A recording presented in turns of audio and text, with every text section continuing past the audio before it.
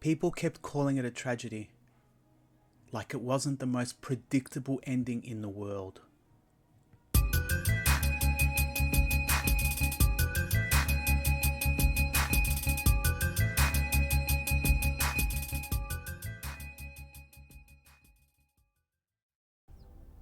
She didn't want to be here.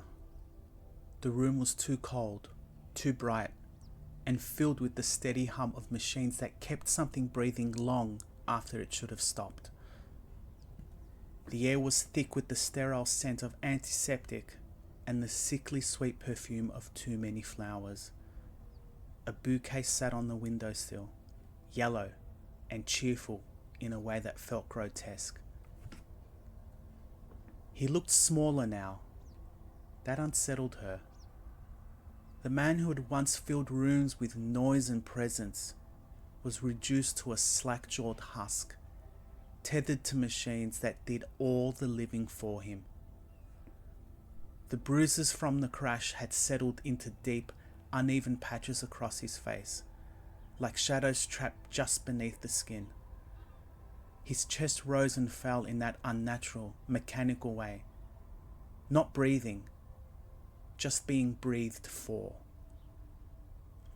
She sat in the corner, rigid. Her arms were folded tight, like if she had held herself still enough, none of this would seep in. She wasn't grieving. She wasn't even sad. She had come because people expected her to, and she didn't have the energy to fight it. The first visitor arrived not long after she did.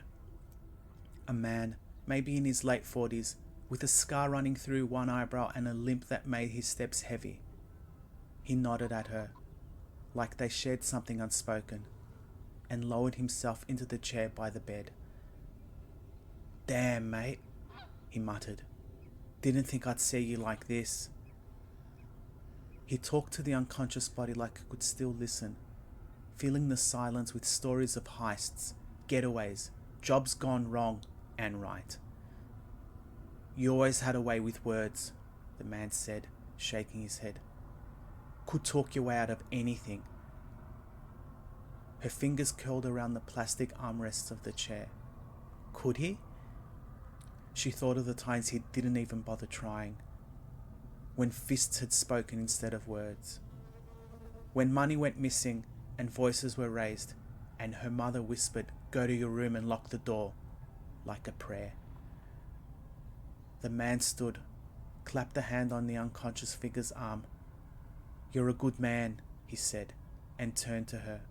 "Don't forget that." She didn't say anything. They kept coming. An older woman, wearing a cardigan that swallowed her small frame, eyes wet with something too close to devotion. She folded her hands in her lap and spoke in a hushed, trembling voice. "He always looked after us," she murmured. "This neighbourhood, it's not easy for people like me, but he made it easier. He made us feel safe." Safe. That word soured on her tongue. Safety was a locked door and a mother whispering, "Don't open it." Safety was her mother's hand shaking as she counted crumpled bills, waiting to see if they'd be enough. The woman sat there for a long time, murmuring prayers. When she left, she didn't even look at the girl in the chair. A man in a suit arrived next. Clean cut, his watch worth more than the hospital bed. He didn't sit. He just stood there, hands clasped behind his back like he was waiting for a verdict. "He always took care of his own," he said.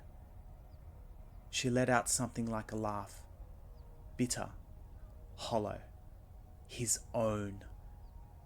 The only people he ever took care of were the ones who could give him something back. She wanted to ask if this man had ever seen him at 2 a.m, drunk and mean, throwing things that shattered against walls. If he had ever watched her mother clean up glass in silence, fingers trembling, shoulders drawn tight. The man didn't stay long. He left the way he came, efficiently, without a trace. They kept coming, and the stories piled up like offerings at a shrine. A protector, a leader, a man who stood by his people when it mattered. She sat there, silent, listening, trying to find a seam in the narrative, some way to stitch their words to the man she had known. But the fabric didn't match. They were talking about someone else, someone who had never lived in their house. Maybe that's what they had seen, the idea of him, the charisma, the quick smile, the man who knew how to make people feel important, even when he was lying straight to their faces. Maybe they had never stayed long enough to see the wreckage he left behind. The thought gnawed at her, slow and sharp. What if they weren't wrong? What if they had simply seen a different version of him? One that was just as real as the one she had known.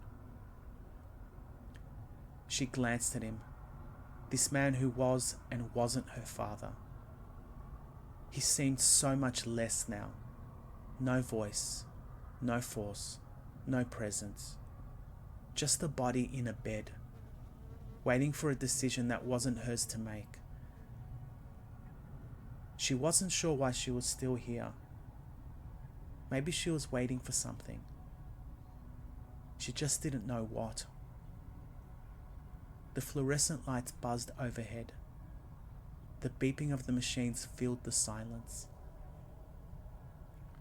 The room was too bright, too cold.